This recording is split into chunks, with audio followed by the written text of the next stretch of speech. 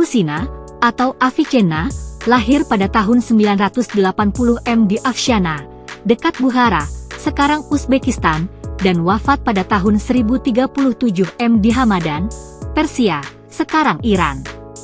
Sejak kecil, ia menunjukkan kecerdasan luar biasa, menghafal Al-Quran di usia 10 tahun, dan menguasai berbagai disiplin ilmu seperti matematika, astronomi, logika, dan kedokteran.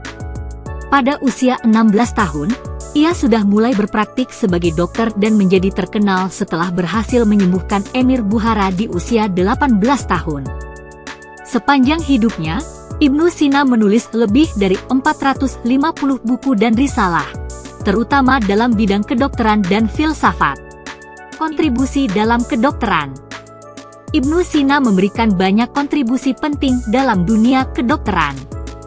Bukunya, Al-Qanun fi al-Tibb, menjadi rujukan utama bagi para dokter di Timur Tengah dan Eropa selama lebih dari 600 tahun. Dalam kitab ini, ia menjelaskan tentang berbagai penyakit, metode diagnosis, serta cara pengobatan yang lebih ilmiah. Ia juga memperkenalkan konsep bahwa penyakit bisa menular melalui udara dan air, serta pentingnya kebersihan dalam dunia medis. Selain itu, Ibnu Sina mengembangkan teknik operasi, penggunaan anestesi, dan pemahaman tentang fungsi organ tubuh manusia yang lebih mendalam. Kontribusi dalam filsafat ilmu lain.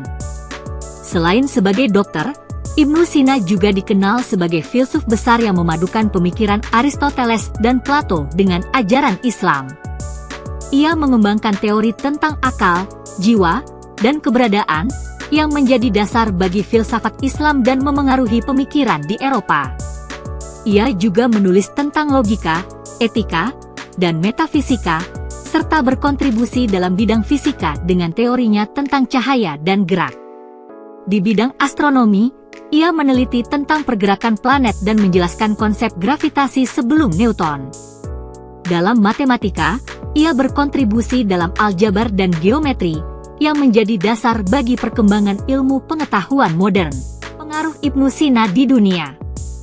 Karya-karya Ibnu Sina memiliki pengaruh besar di dunia Islam dan Barat. Bukunya, Al-Qanun fi al-Tibb, diterjemahkan ke dalam bahasa Latin dan digunakan sebagai buku teks medis di universitas-universitas Eropa hingga abad ke-17.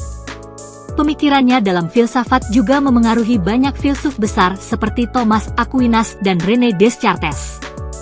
Ibnu Sina membuktikan bahwa ilmu pengetahuan dan agama dapat berjalan bersama, dan pemikirannya masih dipelajari hingga kini di berbagai bidang ilmu. Kesimpulan, Ibnu Sina adalah ilmuwan jenius yang berkontribusi besar dalam kedokteran, filsafat, dan ilmu pengetahuan. Melalui karya-karyanya, ia membuktikan bahwa ilmu dan agama dapat saling melengkapi. Al-Qanun fi al-Tibb menjadi landasan penting dalam dunia medis, sementara pemikirannya dalam filsafat dan sains tetap relevan hingga saat ini. Sebagai salah satu tokoh paling berpengaruh dalam sejarah, Ibnu Sina layak dikenang sebagai bapak kedokteran modern dan inspirasi bagi generasi penerus di seluruh dunia.